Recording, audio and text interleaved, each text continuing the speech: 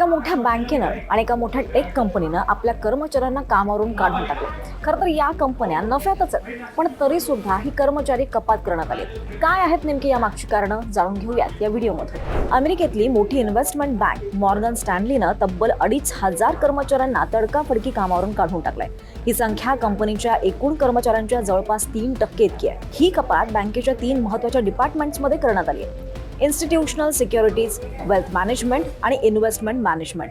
पण प्रश्न असा आहे की नफा वाढत असताना सुद्धा ही कर्मचारी कपात का? तर यामागे 2 मोठी कारणं सांगितली जातात. आता या कंपन्या AI आणि ऑटोमेशनकडे वळतात. कामामध्ये AI टूल्सचा वापर वाढलाय, त्यामुळे काही नोकऱ्यांची गरज ही कमी होताना दिसते.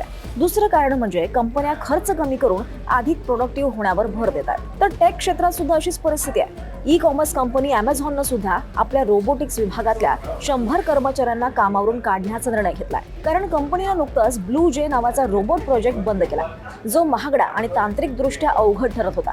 म्हणजेच नवी टेक्नॉलॉजी आणि AIच्या युगात कंपन्या वाढतायत, पण नोकऱ्या कमी होत आहेत. म्हणजे एकंदरीतच सांगायचं झालं तर AI शिकून घ्यायची वेळ आली. तुम्हाला हा व्हिडिओ कसा वाटला हे आम्हाला नक्की सांगा. आमच्या सगळ्या सोशल मीडिया प्लॅटफॉर्म्सला लाईक, शेअर, सबस्क्राईब करायला विसरू नका.